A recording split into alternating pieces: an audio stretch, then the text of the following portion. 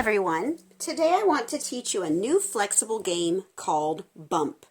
You can use this with any numbers and any kind of cards from your everything card deck. Today we're going to play a very small version. The more cards you choose to include, the longer the game will take. You will need dice of some kind. You could either do the 2 dice from their kit, or if your child isn't ready to say a number and then keep counting, for example, 2, 3, 4, 5, 6, you might want to play with 2 dice. That's if you're doing numbers 6 and above included. Or if you're only doing numbers under 6, you would use 1 dice.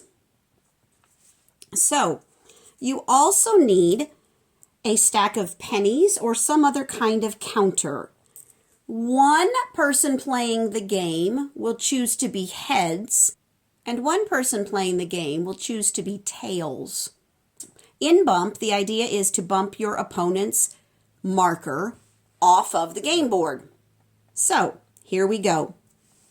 For example, I go first. I rolled a 6. We don't have a 6 on the board, but we do have a 0. And when we don't have dice with 0 on it, we use 6 as a 0.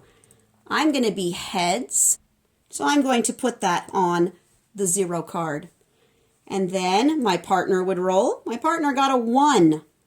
My partner is going to be tails, my imaginary child here. So they're going to put a tails penny on their card.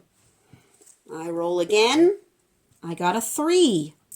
So I am going to put a heads card on the 3. My partner rolls. They got a 5. So they're going to put a tails penny on the 5. I got a 4. I'm going to put a heads penny on the 4.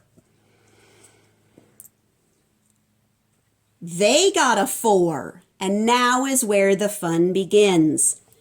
I am the person who is in charge of the 4 card right now because I have my heads penny on the 4. So they get to bump me off my spot by turning the penny over and making it a tails card. And now they're in control of the 4. I roll. I got a 5. Right now my partner is in control of the 5. See, it's a tails. So I get to bump them off and turn that over to a heads. Aha! They got a 6. I was in control of the 6 card, but they're going to bump me now because remember, 6s are 0 in a game like this. You're going to turn, and they're going to bump me and turn it to a tails card. Oh, I got a 2, so I got to put a heads on the 2 card. My partner got a 1. Now, if you look at the 1 card, the partner already is in charge of that card, so they put another penny on. And that card is now locked down. No one can use the 1 card. If you'd like, when you win a card, you can completely take it out of play. Now, if anyone rolls a 1, they just lose their turn. I got a 2. There is already a heads penny on the 2. I'm already in control of that.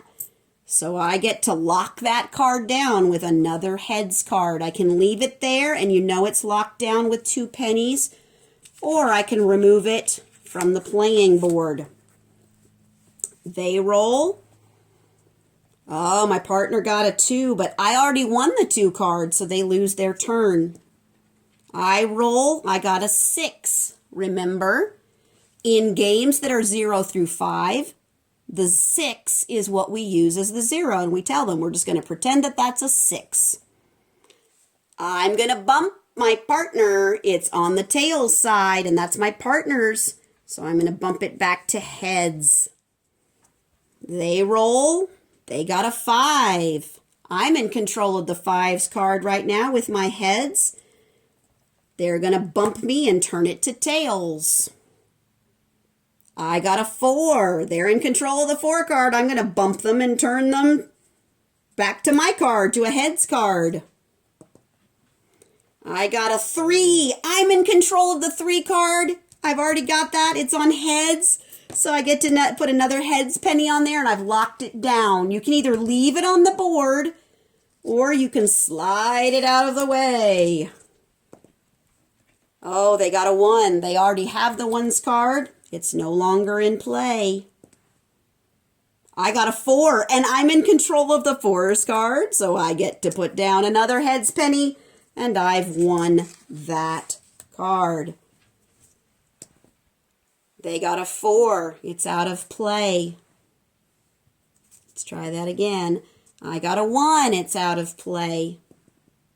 They got a 4. It's out of play. I got a 6. That's a 0. I already have that card started, so I just got to lock it down. And so now you would continue rolling to see who's going to either get to bump or lock down the 5. So let's just pretend for a moment that my partner's won the 5. They're already in control of that card, so they lock it down. So now you're at the end of the game. I suggest when you first play this game that you play it with a very small number of cards based on which numbers your child is having the most difficulty with. So I got 1, 2, 3, 4 cards, or if you want them to count bigger numbers, they can count the pennies. My partner got 2 cards. Remember that we always flip a counter at the end to keep the game exciting until it's done. It came up red. If the counter comes up red, the person with the most cards wins. If the counter comes up yellow, the person with the fewest cards wins. And that's how you play bump.